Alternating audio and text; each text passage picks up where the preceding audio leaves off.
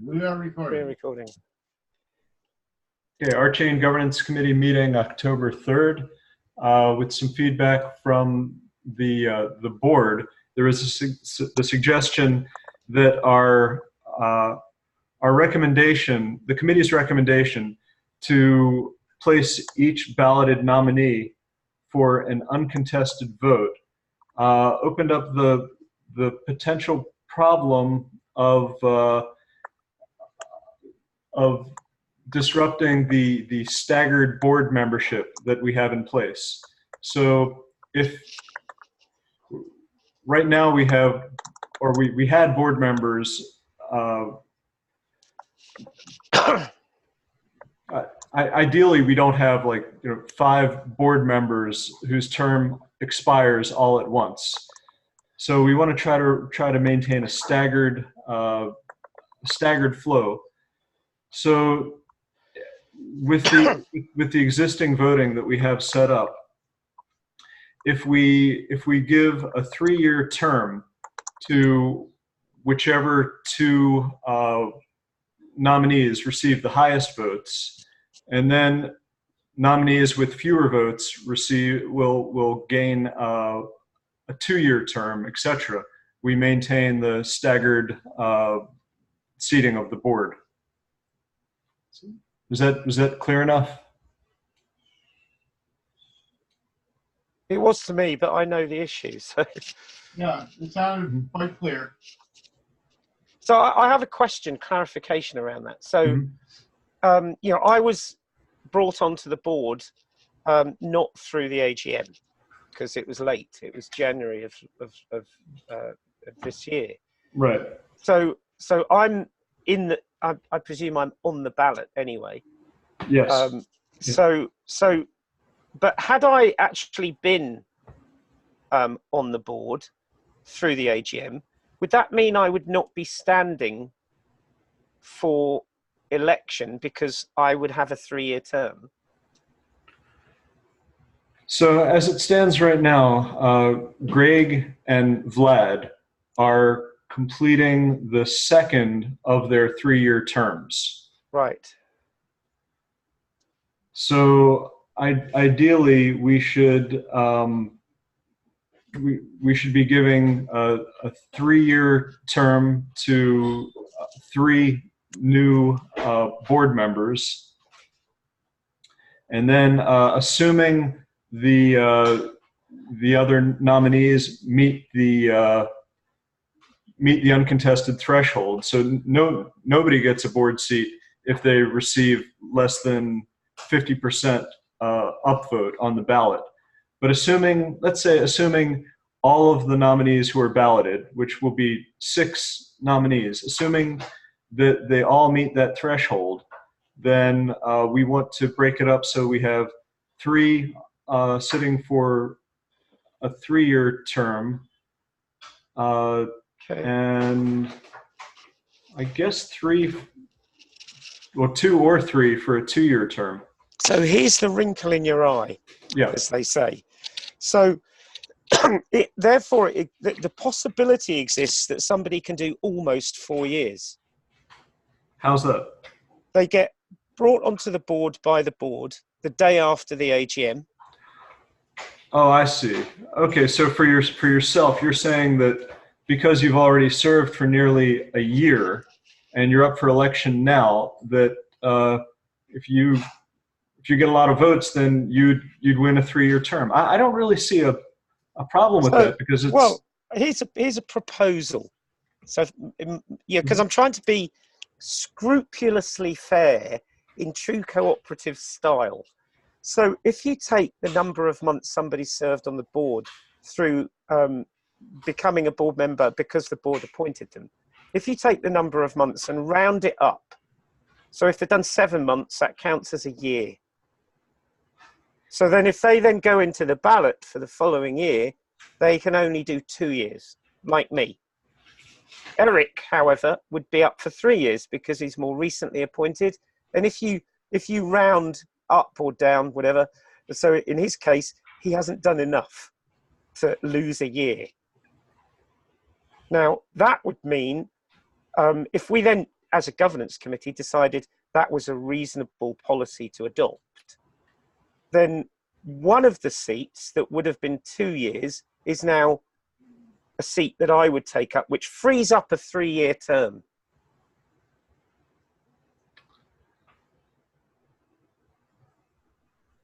If we free up, so coming back to the number of terms that you were talking about, Ian, is it 2 3-year terms, and is it 1 2-year term, or is it 2 2-year terms as well? Well, so the goal of having staggering the seats is so that in any year we don't have this situation right now where we have so we don't want to have a huge disruption at the end of a couple years, have all of the board members' terms expire. We wouldn't have good continuity.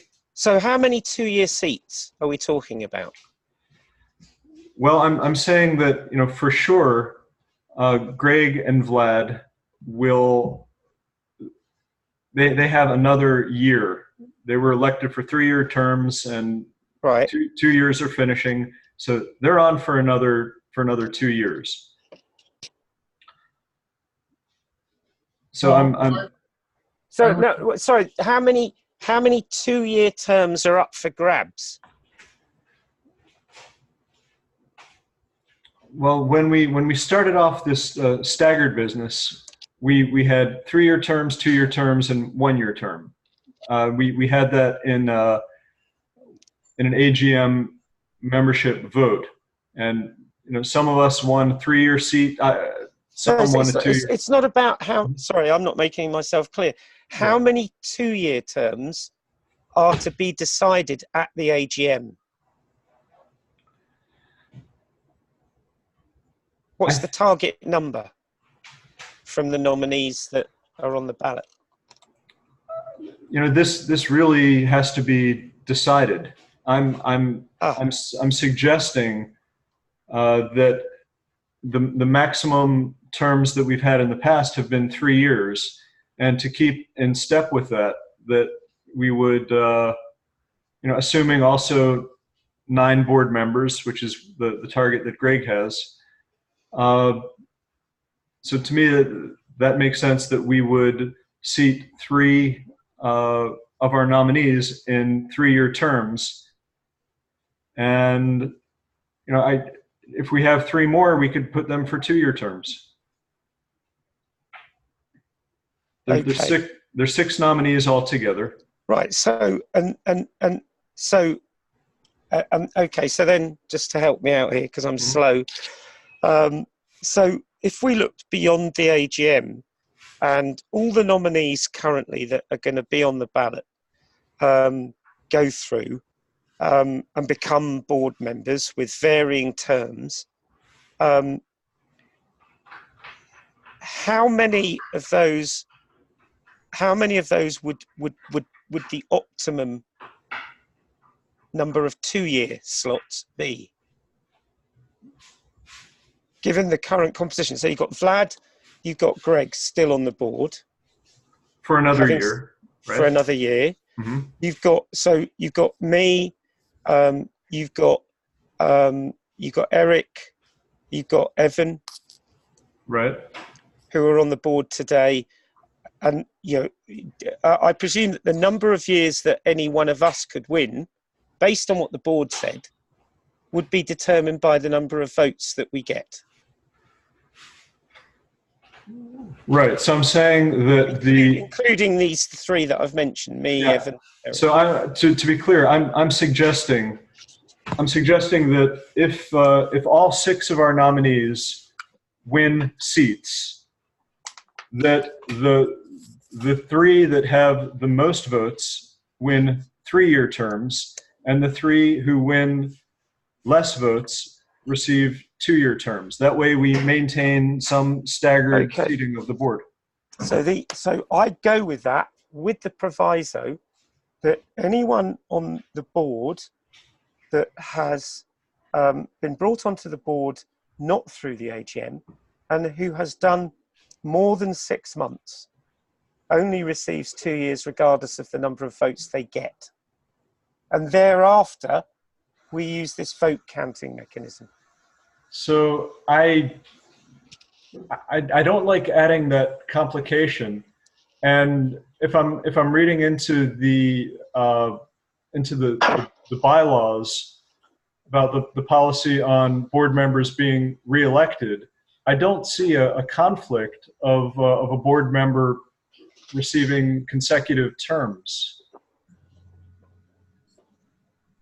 Yeah, I think, we can consider the term that the term that they've already served has been,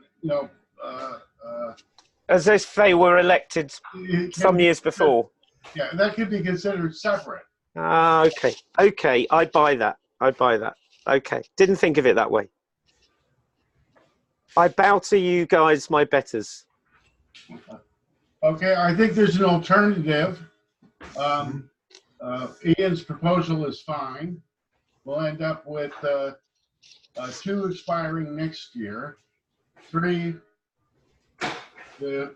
each of the following years.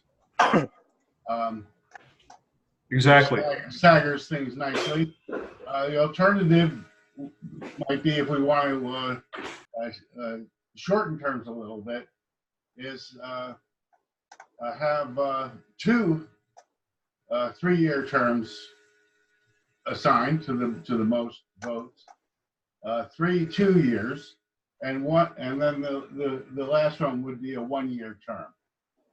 Then we would have 3 next year.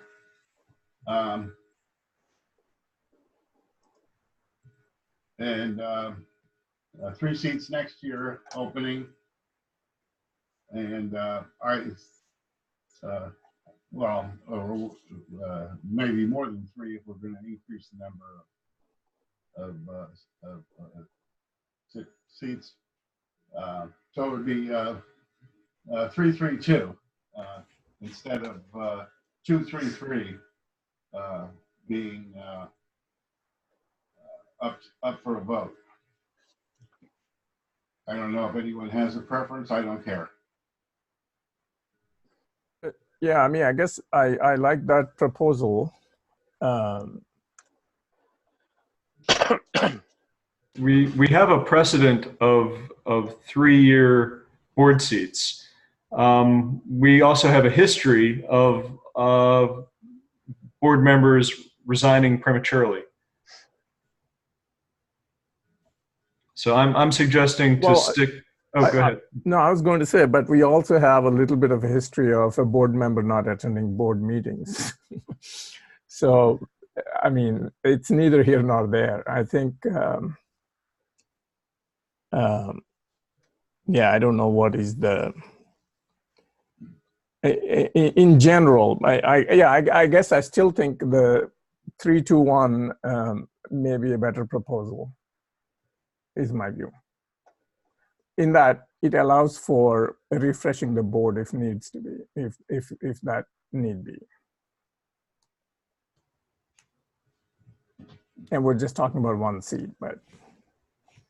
So you're saying that the person who had the lowest number of votes would only be put in for 1 year instead of 3. There's also the possibility that a candidate may not receive enough votes to even make it to the board, because we're running uncontested. If we have a candidate who the membership doesn't believe in and does not give a 50% vote towards, then they don't become a board member at all. Oh, I see. So we're talking about people that got more than 50% and then how to stack rank among. Exactly. How to stagger the terms. Okay. And the 50 is counted by positive votes minus negative votes? No, if you look at the sample ballot, it was you need to have more than 50% affirmative vote in order to gain a seat. You mean, Ian, more than 50% of those who do vote? So for right. Well, we don't know the people who don't vote. They have no say. No, so, right. No, but just because we Go got ahead, into Bill. that whole mess last year about, was it a certain percentage of the membership or not, and so forth. So we're just trying to be clear that of those who do vote, you get more than 50%. Yeah, so the way the ballot looks or will look is we're going to have 6 nominees, and for each nominee there will simply be 2 boxes, which is vote for this person to be put onto the board or vote against them to be on the board. So that's what I'm asking. So my question is, when we say this person got, let's say 35 votes or 350 votes, whatever, that's the positive votes they got minus the negative votes. So the election buddy takes care of this automatically. There are 2 options. Vote yes or no. You have to pick one or the other, and the software will count. Okay, but that's what, but is it just doing a simple subtraction? That's what I'm asking. Is it a simple subtraction between how many positive votes or yes votes you got versus no votes you got? I believe so, yeah. Okay, that's what I'm trying to figure out is, so what we're saying is yes minus no has to be greater than 50% of total votes, because that changes things. Oh no, there's no abstain option. There is no abstain. Forget about that. I'm not talking about it. But I'm saying if votes are counted as yes minus no for each person, and then we're talking about 50% of total votes. I don't understand this extra 50%. Didn't you say that the person has to get more than 50% of the people that voted for them to be considered for a board position? Otherwise, they will not be. Otherwise, they don't get on the board. Is that not what you said? No, I'm saying, Ralph, for any nominee, there has to be a majority of yes to no votes. There has to be. So when for Steve's name, there have to be more people that click yes than click no. That's it. Okay. So the 50% is you're saying just more yeses than no's. It does not relate to percent of people that right voted at all. Okay. Right. And you can't even complete your ballot unless you fill in a yes or no bubble on each of these candidates. Okay.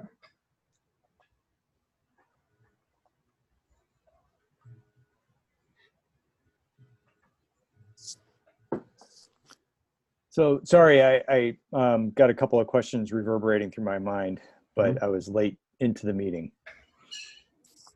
So on the aspect of staggering the years that they serve, why would it not just be that everybody is elected to a 3-year term? Because next year you would have then seats that are available for election and so on and so forth. So every year you have some that are coming off.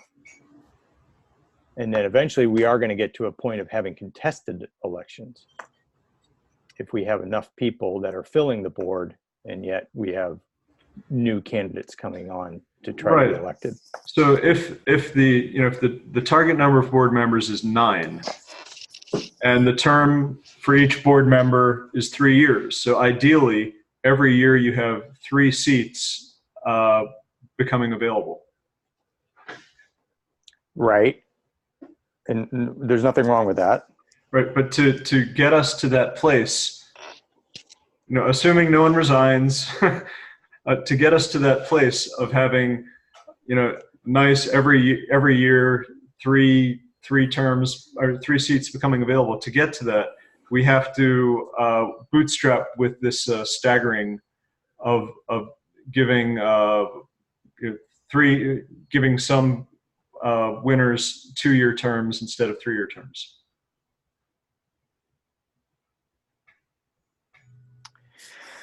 Okay, so I may not be seeing how that all works out in my mind, but let me go to my next question. So the next thing would be that as far as I know, we haven't disclosed this to any of the candidates yet. nor, or did we? Well, we've got 2 in the room. And all of let's see, the three current board members who were in the meeting yesterday are all aware of it. Okay. So I guess that leaves Daryl and Dan. But do they have a say?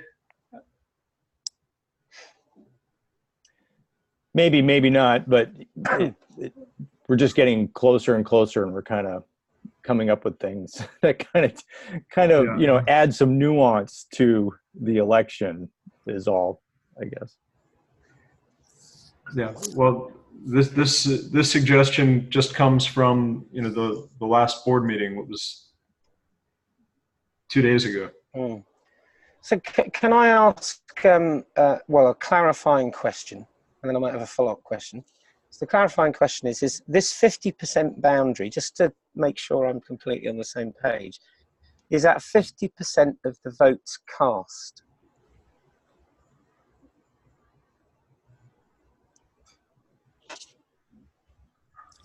So let's see if I'm understanding you. So for example, let's say turn up at the AGM and I get 1 vote. Mm-hmm. And only 1 person voted. There's no thumbs down. There's just 1 thumbs up. I see. Congratulations. Is that's in? Yes. If there's 1 voter and they vote yes, then yeah, that's a majority. But Ian, you said Okay. that they won't be able to get through the whole process.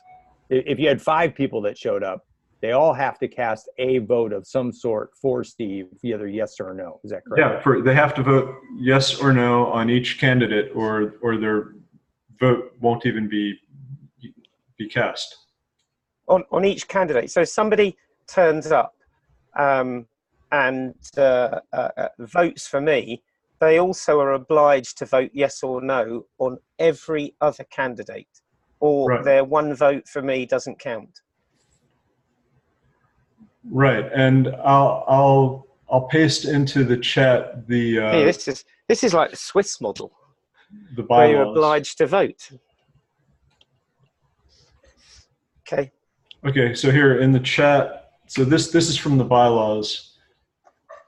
So with uncontested, the ballot shall indicate members cast their vote either for or expressly withhold their vote for the nominee. And then it's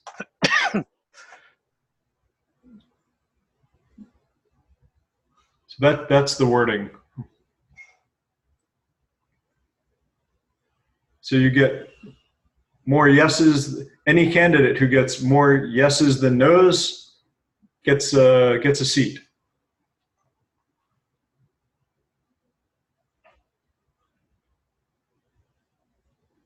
Or this language, for versus withheld.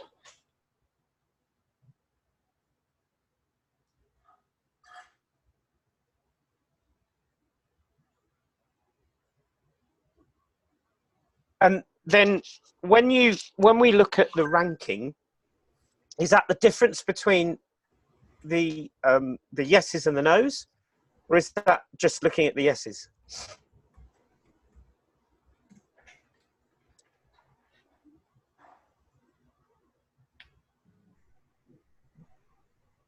It won't Sorry matter, really. We can look at the yeses. We can look at the difference. You know, it's going to be the same. Actually, it doesn't matter. Mathematically, it doesn't matter. I think it works out the same ordering, does it not? Yeah. The person with 2 more yes votes, everybody's going to have the same number of votes, right? So,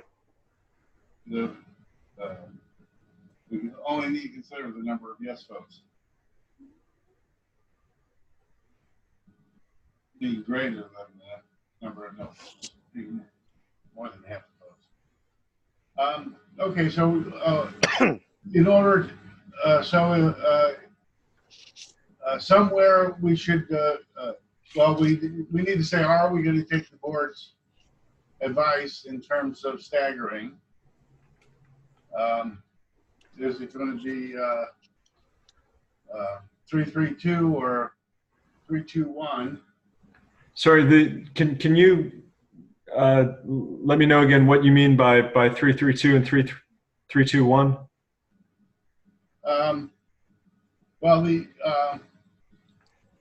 three highest number of votes would get 3 years. So let's call that maybe 3-3-3. So Right. three-year terms for each of the nominees who pull in the most yes votes. Yeah. And then I'm suggesting 2-2-2.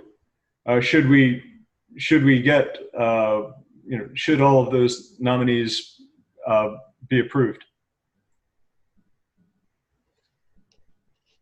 Yeah, I would go with that.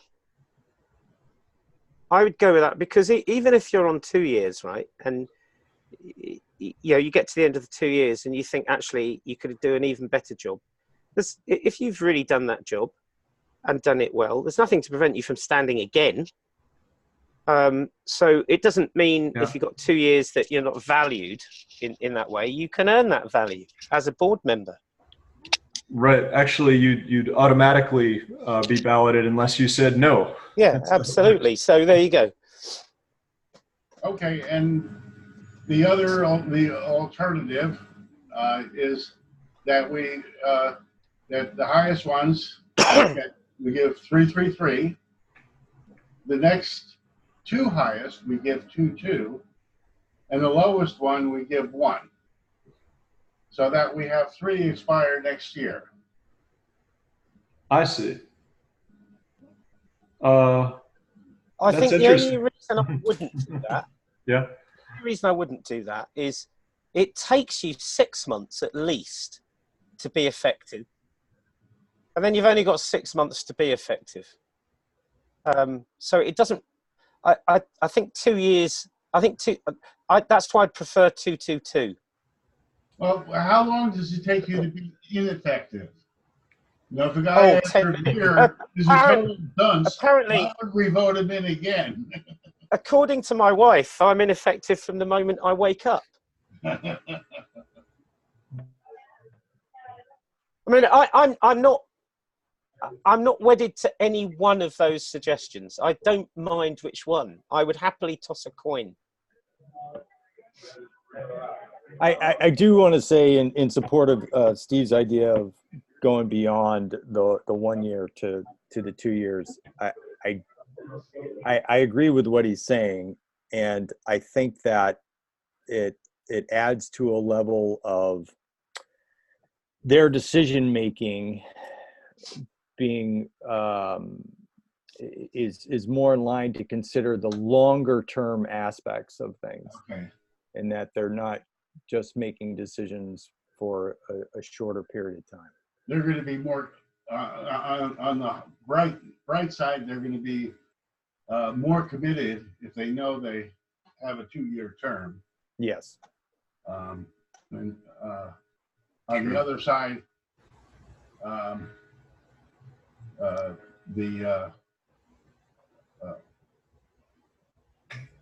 yeah, I agree. Yeah, and drawing that short straw is also, it's not going to. Doesn't feel good. That's not a vote of good confidence. Yeah, I mean, I wouldn't want to be the low man. Being in a club of one because you came last kind of rubs it in, doesn't it? Really? Yeah. Oh, you're the guy that got the one vote, the 1 year. Yeah, I remember you. Yeah, it's not gonna. So I think 2 years. So 3-3-3, 2-2-2. Sounds good. Any opposed? No, I second the motion. I say yay. Yay. So, Yay. the nominees that are going to be balloted have not been announced, you were saying? Has anyone notified Dan that he will be on? Sure, Dan knows. He's here as well. Yeah. And hey, Gary, did you vote yay on the 333222? Gary? Yes, I did. Okay, great. Thank you.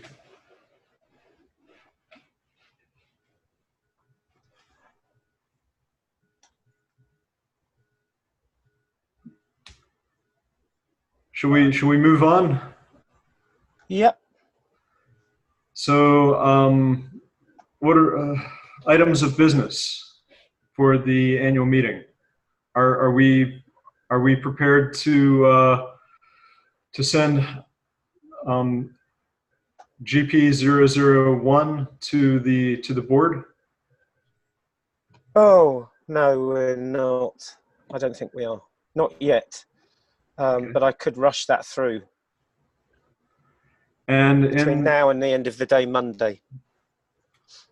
yeah, and in the last board meeting, Evan was recommending another item of business.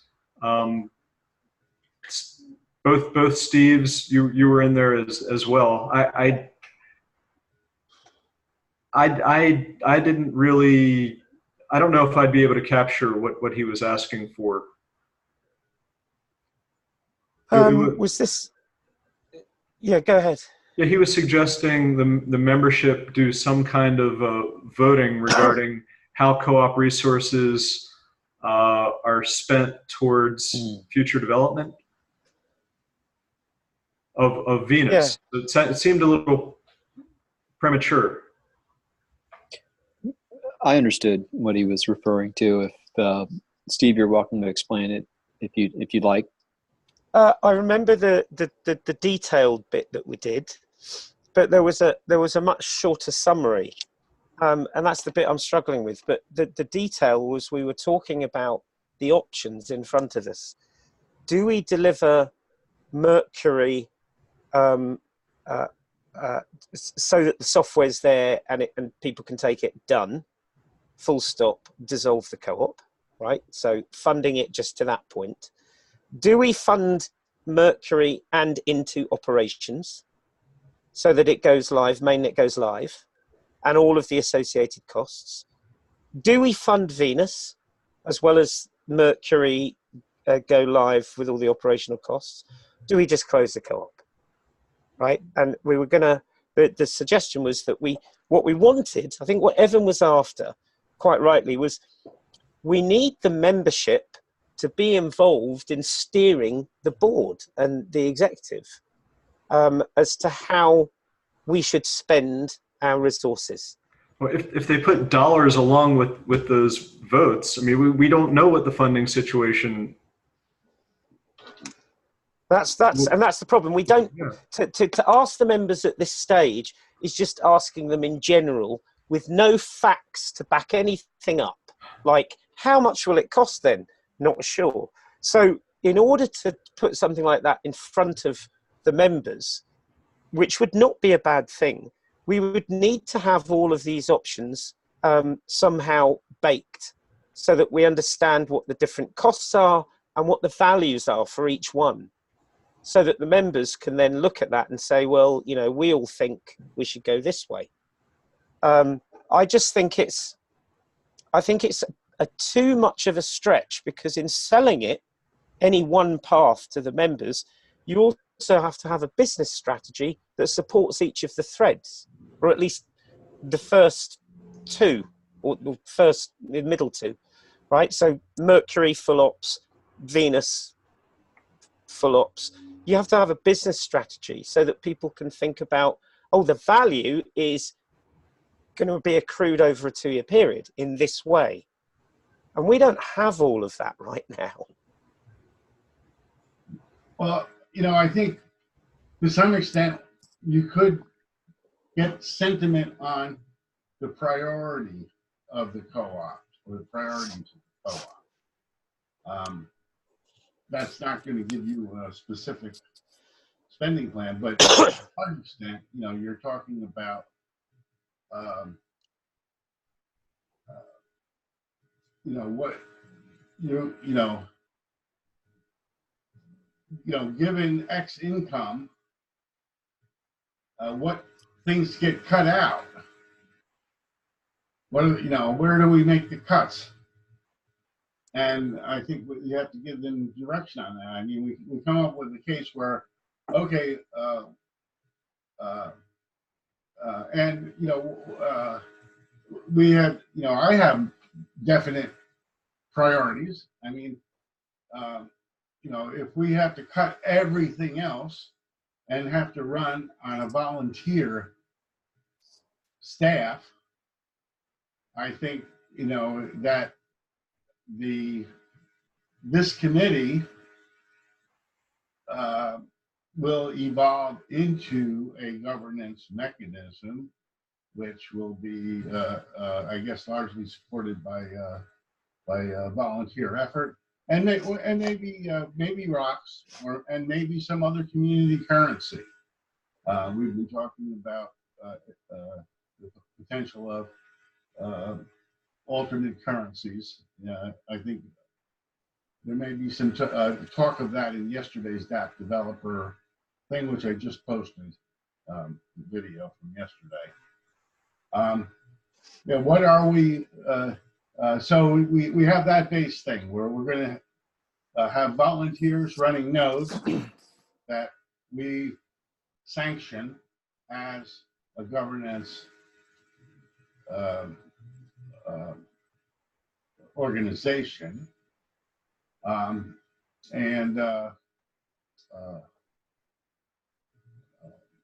we have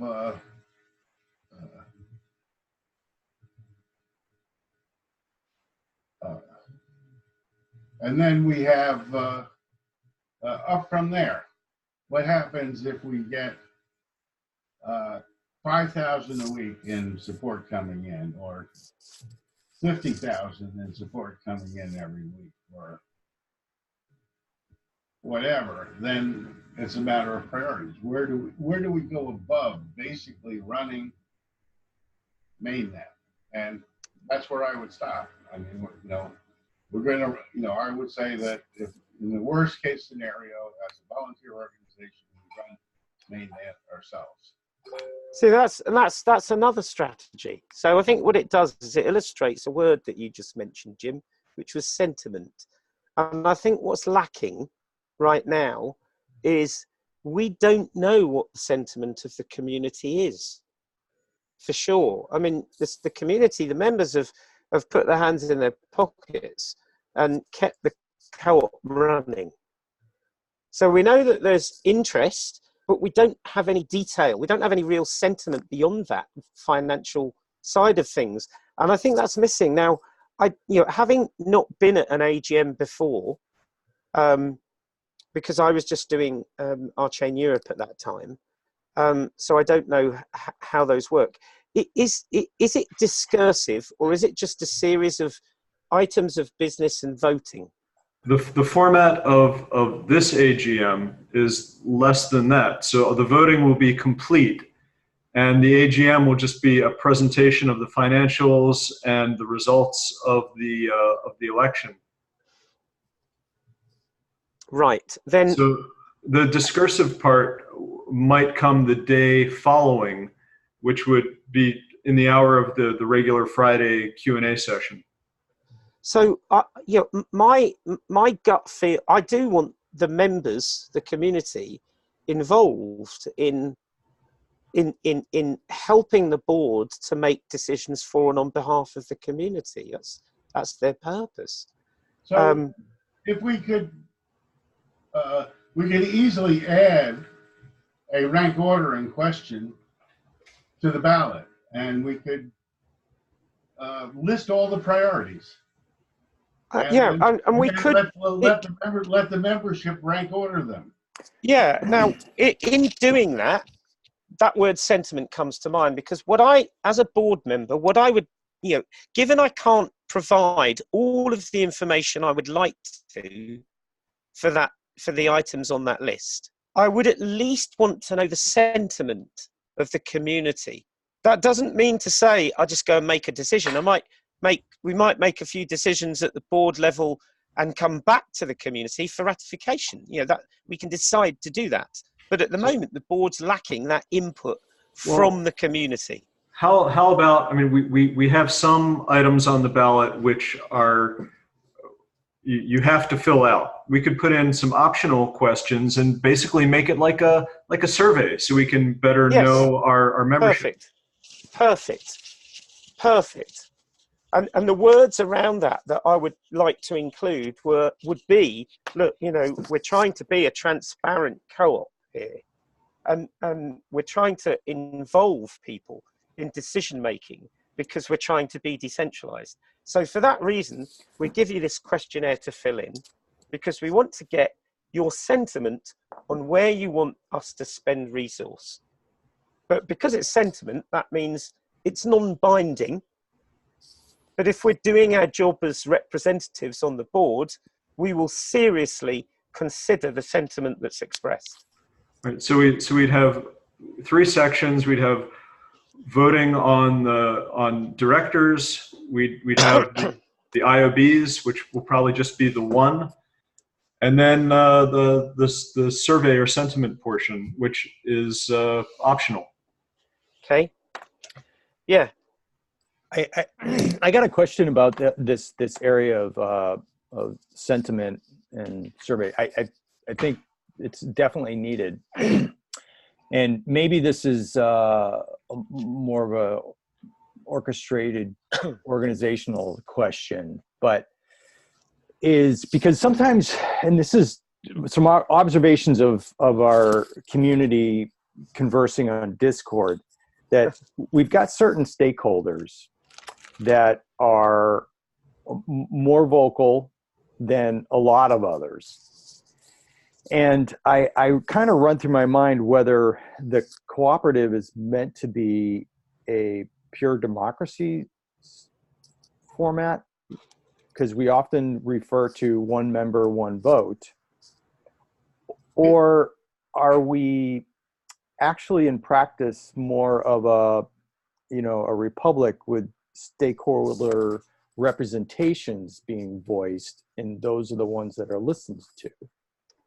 Our directives from Greg initially, the governance concept, is that we're an organic organization, that we're with many branches. Okay, and the simple fact is pure democracy makes lousy decisions. Okay, and we're not going to purposely choose a path that's going to lead to bad results. Right, and I don't disagree with that, Jim. But if we are going to go in the direction of having, say, stakeholder representatives that are voicing opinion of those sets of stakeholders, then perhaps at some point we need a little bit of a formalization of that. Well, we don't yet have the participation. We don't have the committees staffed up that would help fill that in.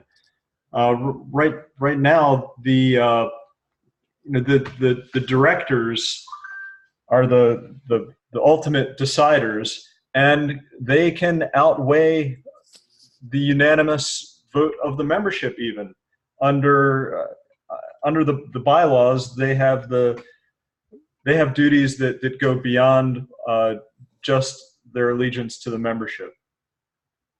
Yeah. So they're really pretty strong. I think we need to fill in the committee part as our next big step in governance after the GP001, which provides the tools for members to get engaged and bring up issues, have them answered. And I think when we get the priorities from the members, at the same time, we can also have them rank order the stakeholder groups they belong to. Well, in the survey, we can take a stab at identifying these stakeholder groups. I mean, we've roughly we can say there are quite a few that are more speculative. They're just looking for a shorter term gain in the token, and then there are those that want to be validators and those that want to run applications. Those are the main ones that make sense. Right. Although if you look at the channel, you may think our major stakeholders are those who want to get the rock price down to a penny. Yeah, and well, I've been reading through some of that, and there are definitely some voices that do not feel that the co-op structure is the appropriate form of governance for the co-op. Yep. And I'm seeing in those Jacob Basiri and even Jason Kleppel seems to frown on the idea of a. So sorry, I kind of sidetracked us a little bit, maybe into a bigger, deeper conversation that we can continue on with. But we're getting close to the top of the hour.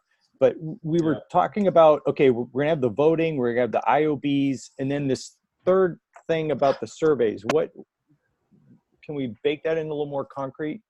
What are we thinking there? I think it should be a rank order of priorities and motivations. But I mean, what are we asking? What are we looking at asking? What? I think we need the list that they're going to rank, and because we're at the top of the hour, we don't have that. But I can certainly take a stab at what that would be from my perspective. The things I'd like to be asked, and share that amongst this committee with a view. Excuse me, but what if we use this all our ideas application to co-create a list of ideas? Cool. Can you send the link out? Oh, yes, I can send it. But we just have to time box it. So we just need to time box it. But I'm happy to use something like this. And then presumably co-create the list. And we can advertise this in the governance channel for the membership to co-create ideas. I would hesitate to open it wider than this committee at the moment. At the moment, I mean, we may well choose to do that, but I'd like to run it amongst ourselves first and see where we get to, and then take a decision as to whether we use this to actually record the sentiment of our members. So what we have to do as a committee is come up with the list. The hardest thing to come up with is the question to ask at the top of this list. So what would our question be? We've done things like what topics would you like to cover in an upcoming consensus collab meeting? And then people would come and add different ideas, and then they would rank order all the ideas to kind of see where the thinking of the community was. So the framing of this question at the top is the hardest part. Well, I agree with what Steve's suggesting. If we could first get a list in front of this group and try to run that through, and then see what we experience from that. What is the title at the top of the list, Bill? Well, I think and that was my question as well. So it's kind of that. The ask is, please prioritize the list of things that we can do with sorry, spelling correction, RChain resources. That's kind of the ask. And then there'll be a list. So we want people to look at that list and say, hey, that's the most important thing to me. That's going to number 1. That's the second most important thing to me. That's going to number 2. Okay, Steve, I propose that you frame the question in the governance channel and just come up with 2 different items on the list, and then I'll start the ball rolling from there. No, but what he was Okey-dokey. saying is that, Gary, was before we broadcast it wider, that we would work it through here at this group first, if I Well- heard correctly. Well, Yeah, I so can- exactly what you said, Gary, but let's do it internally for, I don't But- know, but let's I let it think- run till Monday. But I think the question and the 2 sample, the 2 exemplar items we want to have on the list, so I can set up the account. Once people see it, they'll know immediately how to add to the list. And I can send you the link to the All Ideas web interface through a direct message. Won't that suffice for the creation of the list? When you say they will see it, who's the they? Direct message where? On Discord. Well, that would reach beyond this committee. And I think the concern was that committee wanted to give a first crack at the list before opening it up. Yes, I think you're exactly right, Ian, what was being expressed.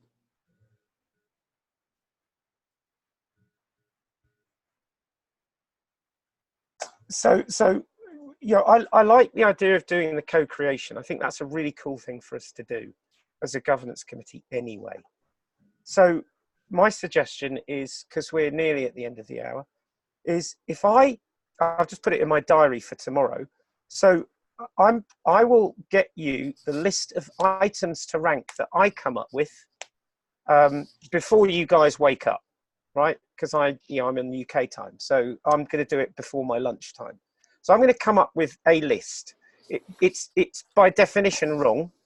When I've come up with that list and the title of the list, if we can use that tool that I just saw on screen, then to work, because it's just about, I'm just kick-starting this.